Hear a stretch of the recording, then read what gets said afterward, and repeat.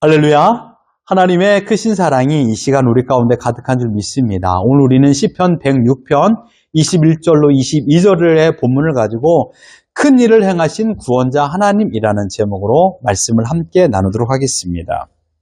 사랑하는 성도 여러분, 우리는 살아가면서 뜻하지 않는 어려움을 마주합니다. 쉽게 그 어려움을 피하는 사건도 있습니다. 그렇죠? 내가 감당할 만한 일이기도 합니다. 무거운 것을 듣는 것도 내 힘이 가능한 우리는 들 수가 있습니다.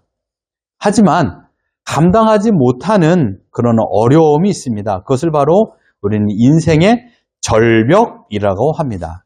인생의 절벽을 마주할 때. 대표적인 세 가지 인생의 절벽이 무엇입니까? 바로 육신의 아픔이죠. 재정적인 어려움입니다. 그리고 관계의 어려움. 이 세 가지는 다 파탄이라는 단어로 설명할 수 있습니다. 내 육신이 무너져 내리죠.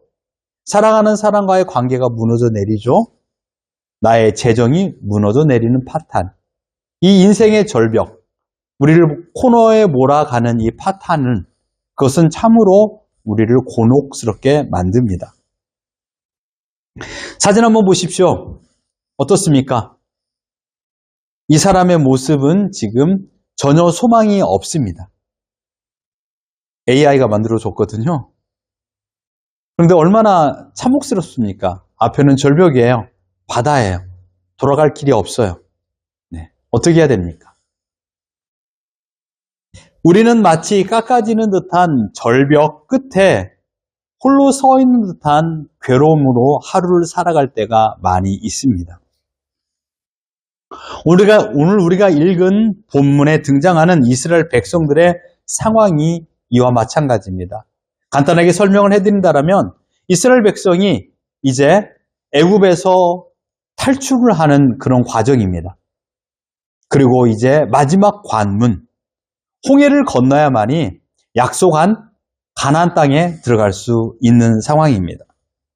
하지만 수십 년 동안, 아니 수백 년 동안 이스라엘을 다스린 그 애굽 군사가, 애굽이란 나라가 이스라엘을 곤히 보내주겠습니까? 애굽의 바로왕은 이스라엘 백성을 다시 잡기 위하여 막강한 군대를 출정시킵니다. 애굽의 군대가 바로 뒤에 따라옵니다. 자기 손에는 아이들의 손이 잡혀 있고요. 머리에는 큰 짐이 이어져 있습니다. 이스라엘 백성들에게는 아무런 힘이 없었죠. 설상가상 눈앞에 보이는 것은 이 시퍼런 홍해가 있는 것입니다. 그러니 앞으로 나아갈 수도 없고 뒤로 물러갈 수도 없는 완벽한 절벽의 끝에 서 있는 순간입니다. 보통 사람들은 이처럼 감당하기 힘든 인생의 절벽을 마주할 때 어떻게 할까요? 물론 여러분, 인생 가운데 이렇게 살아가면서 절벽 끝에 서 있는 일이 그리 흔한 일은 아닙니다. 하지만 나를 힘들게 하는 원인들은요, 자세히 보면 아주 사소한 것들일 때도 많이 있습니다. 그렇죠? 그래서 이런 말이 있습니다. 사람은 큰 바위에 걸려 넘어지는 것이 아니라 작은 돌뿌리에 걸려 넘어진다라는 말이 있습니다. 가정에서나 직장 생활에서 아주 사소한 일 때문에 큰 다툼이 발생하는 거죠. 아주 작은 돌뿌리에. 큰 사건이 일어나면 부부는 하나가 됩니다. 회사에서도 큰 사건이 일어나면 온 직원이 하나가 되죠. 그러나 태평천대를 누리면 어떻게 됩니까? 그 안에서 아비규환이 일어납니다. 어떻게 해요? 작은 일 때문에. 이 작은 돌뿌리가 우리들의 발목을 노리는 경우가 많이 있습니다. 그러니 어떻게 될까요? 매사에 조심해야 됩니다. 내가 화를 내기 이전에 상대방도 조심해야 되고 나도 조심해야 됩니다. 그래야 그 돌뿌리를 피할 수가 있죠. 하지만 우리는 어떻습니까? 그 돌뿌리를 간과합니다. 그래서 걸려 넘어지죠. 그런 매사에 조심하십시오. 그렇다면 작은 사건이나 인생의 절벽을 마주할 때 사람들이 보이는 세 가지 유형이 있다는 걸 아십니까? 인생의 절벽, 또한 돌부리에 넘어질 때 어떤 세 가지 유형이 있을까요? 첫 번째로는 좌절과 원망형입니다. 절벽 앞에서 모든 소망을 잃고 주저앉아 있죠. 그러니 신세 한탄을 하고요. 다른 사람을 원망합니다. 내가 아닌 다른 사람. 누구 때문에 이렇게 되었어? 누구 때문에 이렇게 되었어? 출애굽한 이스라엘 백성들이 먹을 것이 없을 때 그들은 어떻게 말했습니까? 모세를 향하여 말합니다. 애굽에 매장지가 없어서 우리를 이 광야에서 죽게 만드냐? 라고 원망을 하게 되죠. 이유는 뭐죠? 먹을 것이 없다라는 것 때문에 좌절하게 되는 것입니다. 두 번째는 무엇입니까? 회피형입니다. 과거 도피형. 힘든 현실을 회피하기 위하여 차라리 과거의 고통스러웠던 시절로 돌아갔으면 좋겠다라고 말합니다. 왜? 현실이 어려우니까요. 이스라엘은 차라리 애굽 사람을 돌아가 다시 섬기겠다라는 말을 했습니다. 이스라엘은 이 광야에서 죽는 것보다 내가 노예 시절로 돌아가면 그곳에서는 먹을 것이 있지 않았느냐. 우리는 매일마다 이곳에서 지겨운 만나만 먹고 있다. 애굽에 돌아가면 부추도 있고 생선도 있다. 나는 그것을 먹고 싶다라고 말하는 과거 회피형입니다. 세 번째는 무엇입니까? 인본주의적 몸부림형입니다. 하나님을 의지하기보다 어려운 현실을 마주하면 자신의 경험과 자신의 지식을 의지합니다. 여러분들이 인생을 40년, 50년 살아왔다면 많은 사람의 전화번호가 여러분의 핸드폰에 저장되어 있을 겁니다. 어려운 일이 생기면 제일 먼저 하나님이 떠오르지 않고 나의 핸드폰에 저장되어 있는 사람들이 떠올라 거예요. 그렇죠. 누구한테 전화를 해야 이 일을 해결할 것인가? 누가 능력 있는 사람입니까? 사실 말해서 누가 능력 있는 사람이에요? 문제를 해결할 수 있는 사람이 능력 있는 사람이죠. 그러니까 어려운 일이 발생하면 이 일을 해결해 줄 수 있는 적합자를 찾는 거죠.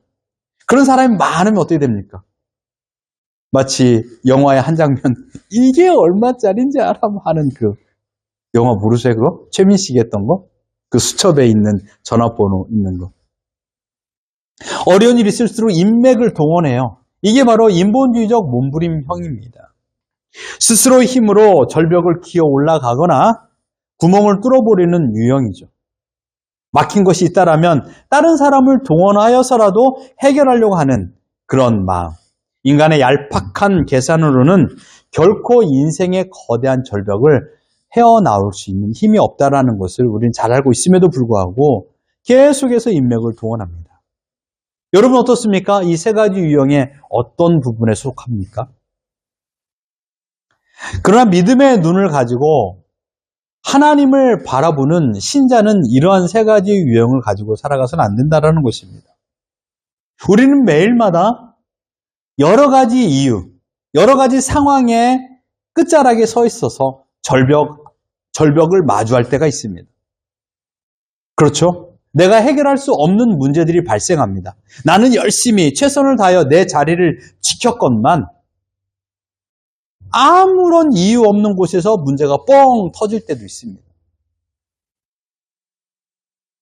하나님께서는 그런 상황을 통하여서 우리들에게 여러 가지를 가르쳐 주시고 하나님을 의지하도록 만들어 주시죠. 그러니 믿음의 눈으로 바라볼 적에 하나님께서 허락하시는 절벽이라는 것은 인생의 끝이 아니라 새로운 삶을 열어주는 문이 된다는 것입니다. 홍해라는 절벽. 하나님께서 왜 그곳까지 이스라엘 백성을 몰아가셨을까요? 하나님께서 홍해 가기 전에 애국 군사들의 말바꿈을 멈추게 할 능력이 없었을까요? 애국 군사의 마음을 돌이키게는 할 수 없었을까요?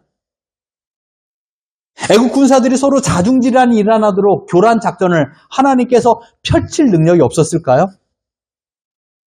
모든 능력, 모든 수를 가지고 계신 하나님에도 불구하고 하나님께서는 이스라엘 백성을 홍해 앞에 세우셨어요. 모세가 지도력이 부족해서 그 당시 내비게이션이 없어서 갈 길이 그것뿐이 없어서 그곳에 간 게 아니에요, 여러분. 하나님께서 홍해 앞에 세우신 거라는 거예요. 이것을 우리는 먼저 인지해야 됩니다.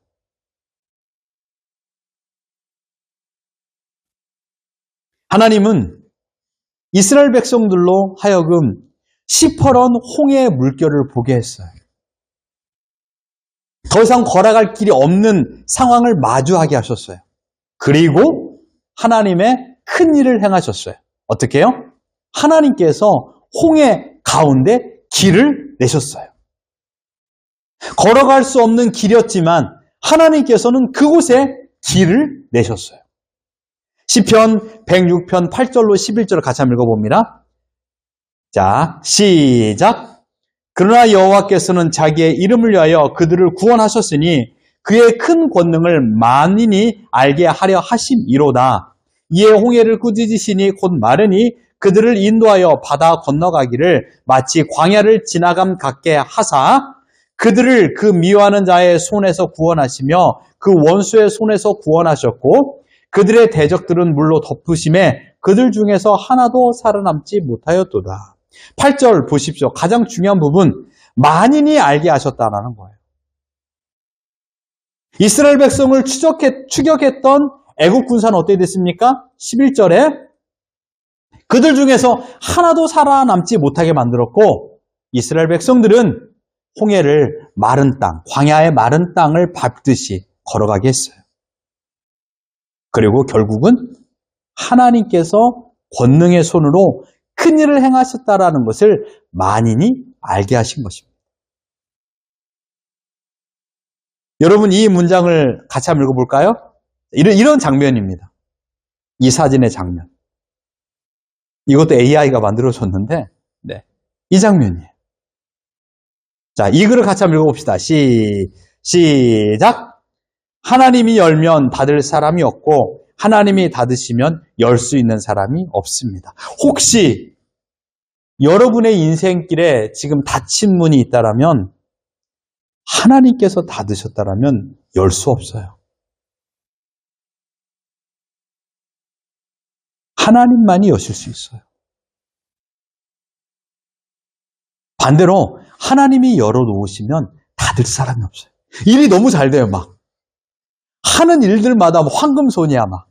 마이너스의 손이 돼버렸어. 마이너스 손이 아니라. 내가 손대는 족족 마이너스 손이 있는 사람이 있어요. 그런 사람 주위에 있잖아요. 손대는 족족 깨먹어, 막. 열심히 하는데 실수가 있어요. 답답하죠. 힘들어요. 뭐라고 할 수도 없어. 왜요? 너무 열심히 하니까. 너무 열심히 하는데 실수가 많아. 땀은 뻘뻘 흘리는데 막 잘 안 돼, 일은 잘 안 돼 있어. 마이너스의 손이죠. 근데 어떤 사람은 조금만 해도 아주 잘하는 사람이 있고. 일도 마찬가지입니다. 하나님께서 열면 닫을 사람이 없고 하나님께서 닫으시면 열 사람이 없어요. 우리의 삶이 사방으로 꽉 막혀 있는 것처럼 보일 수 있어요. 그러나 여러분, 하나님께서는 그 순간에도 일을 하십니다.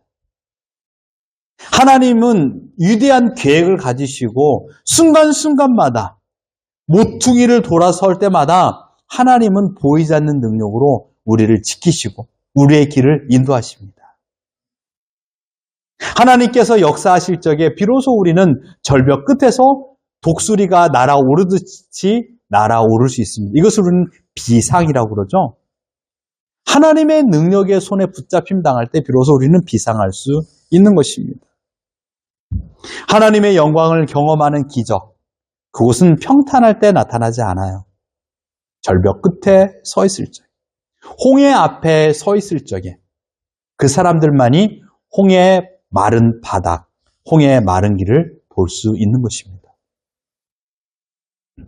하지만 오늘 시편 기자는 안타까운 심정으로 이러한 말씀을 했습니다. 21절 같이 한번 읽어보죠. 시작.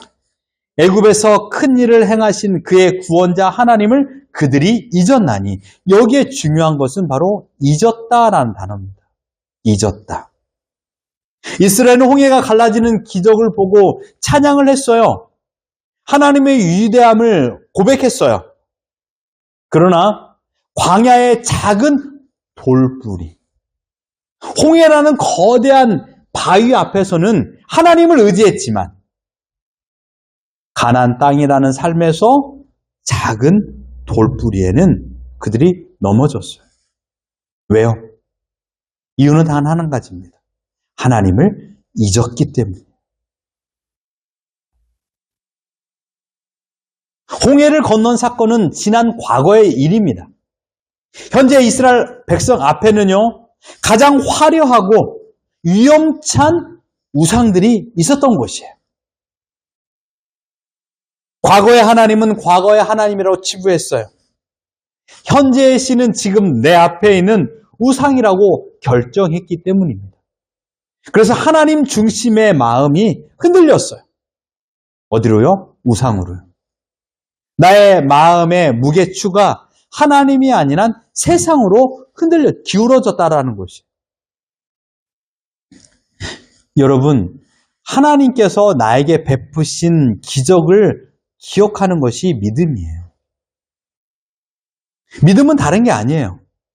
지난 과거 나를 지켜주었던 하나님께서 오늘도 나를 지켜줄 것이다라는 것을 믿는 것이 믿음이에요.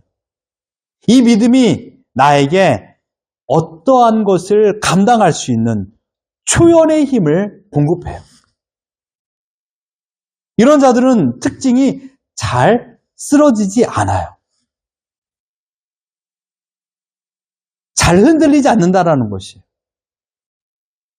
물론 돌불에 걸려 휘청거릴 수는 있어요.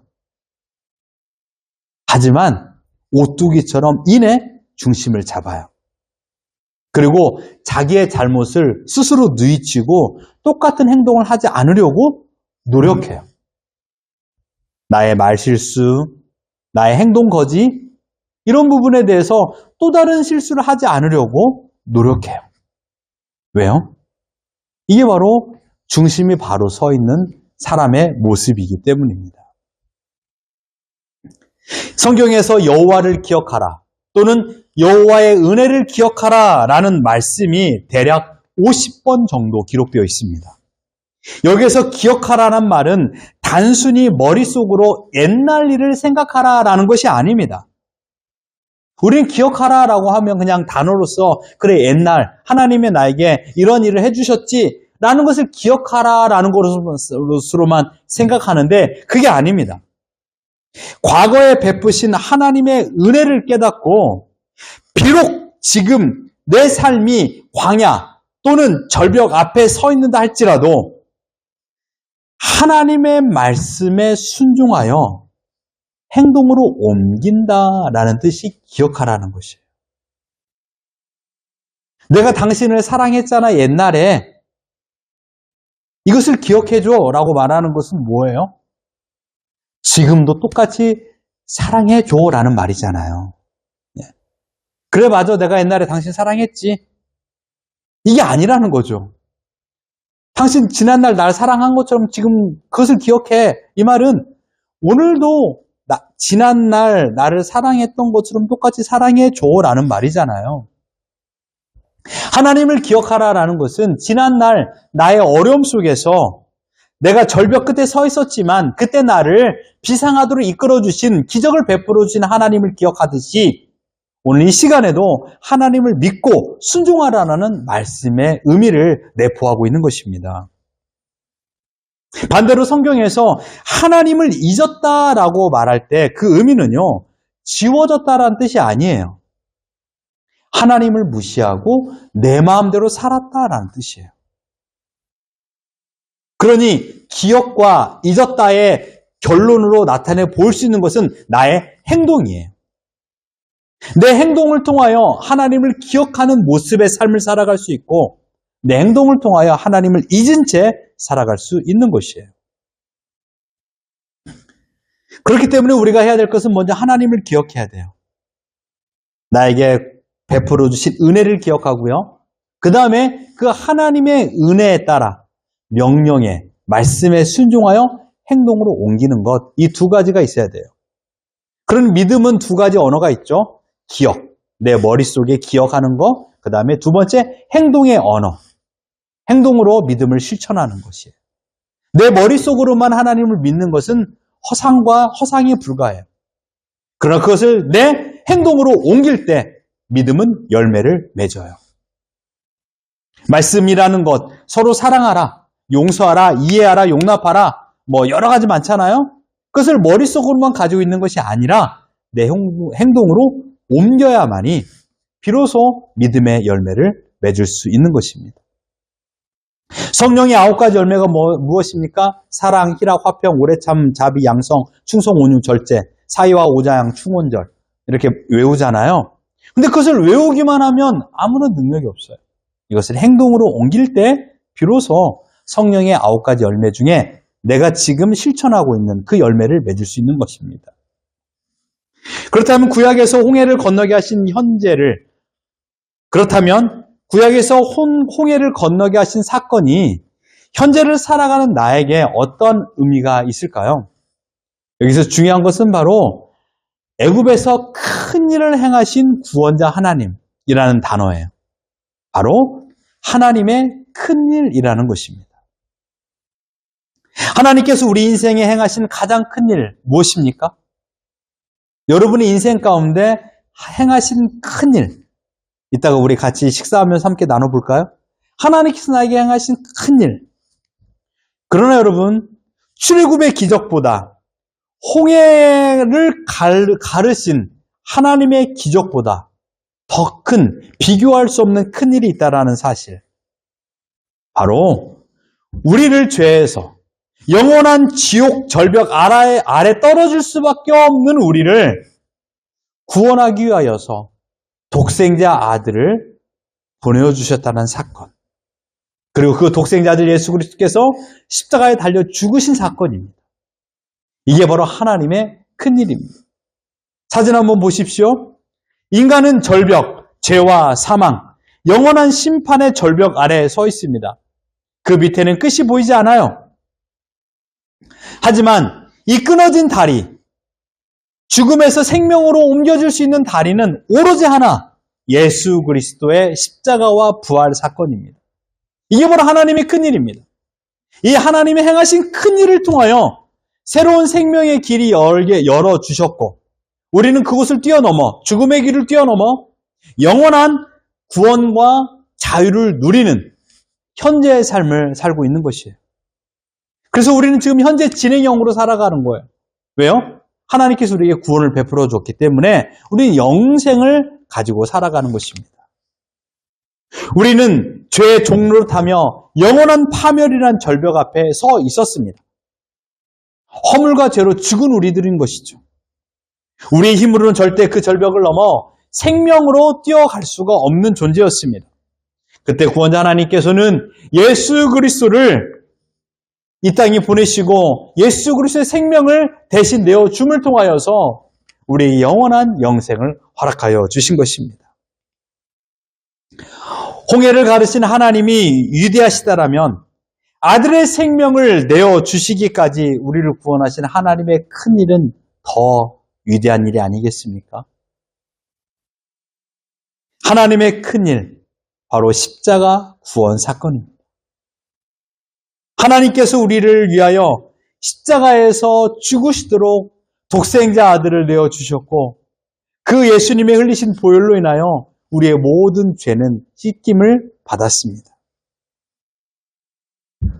사랑하는 성도 여러분, 로마서에 이렇게 말씀하고 있습니다. 우리를 구원하기 위하여 독생자 아들을 내어주신 그 하나님께서 우리들에게 이 세상을 살아가는데 필요한 모든 것을 공급해 주지 않겠느냐라고 말씀했습니다. 하나님은 우리를 예수 그리스도의 핏값으로 샀습니다. 하나님의 자녀 삼았습니다. 우리를 포기하지 않으시는 하나님이십니다. 그러니 여러분, 나의 삶을 세밀하게 지키시고 보호하시고 독생자를 내어주시기까지 우리를 사랑하신 하나님, 그 하나님의 사랑을 결코 잊지 마십시오. 현실의 어려움이 인생의 절벽처럼 나를 위협하며 나를 공경에 몰아넣고 있습니까? 그때 좌절하고 원망하며 주저앉아 있지 마십시오. 물론 너무 힘들어서 잠시 앉아 있을 수는 있어요. 차라리 옛날이 좋았다며 뒤를 돌아보지 마십시오. 여러분이 뒤를 돌아봐야 될 것은 바로 운전할 때 룸밀러뿐이 없습니다. 운전할 때 뒤를 잘 봐야 안전하죠? 그러나 우리 인생은 곧장 앞으로만 가야 돼요. 뒤를 바라보면서 아이고 옛날이 좋았어. 그 말하면 지난 날의 행복이 다시 찾아옵니까? 뒤를 바라보지 마십시오. 내 힘으로 해보겠다고 헛된 몸부림을 치며 힘을 빼지 마십시오. 힘을 빼야 될 곳은 운동할 때입니다. 운동할 때만 힘을 빼고 또한 부부 사이에만 힘을 빼십시오. 상대방의 말에 내가 받아주는, 상대방의 말을 되치게 하려고 힘을 쓰지 마시고 상대방의 말과 반응에 내가 온전히 순응해주는 힘을 빼야 됩니다. 이제 우리의 목자 되신 하나님을 바라보십시오. 홍해 앞에서 이스라엘 백성들이 바라봐야 될 대상은 오직 하나님이었습니다. 홍해를 열어 자유의 문을 만들어주신 하나님께서 예수 그리스도의 피로 우리의 영원한 생명의 문을 열어주셨습니다. 그래서 주님께서 말했습니다. 내가 문이다. 내가 생명의 문이다. 라고 말했습니다. 나로 말미암지 않고서는 아버지께로 나아갈 수 없다라고 말씀하지 않았습니까? 오늘 여러분의 삶에 다친 곳이 있습니까? 곰곰이 생각해 보십시오. 하나님께서 혹시 닿진 않았는가? 위험에 넘어질까봐, 위험에 빠질까봐 하나님께서 닫으시지는 않았는가? 닫혀졌다고 원망하는 게 아니라 하나님께서 나를 지키기 위하여 문을 닫았어요. 그래서 하나님을 의지하고 하나님을 바라보십시오. 절벽 끝에서 추락하는 것이 아니라 하나님을 전적으로 신뢰함으로 그 절벽을 멋지게 날아오르는 그 놀라운 은혜를 기대하십시오. 오늘 불렀던 찬양처럼 고난 내 영혼이 쉴 곳은 하나님뿐이 없습니다. 풍랑 가운데서도 안전한 포구를 허락하여 주신 하나님을 의지하며 이번 일주일 절벽 끝에서도 하나님을 의지하며 멋지게 비상을 하며 살아가는 우리 모두가 되기를 예수 그리스도 이름으로 축원합니다.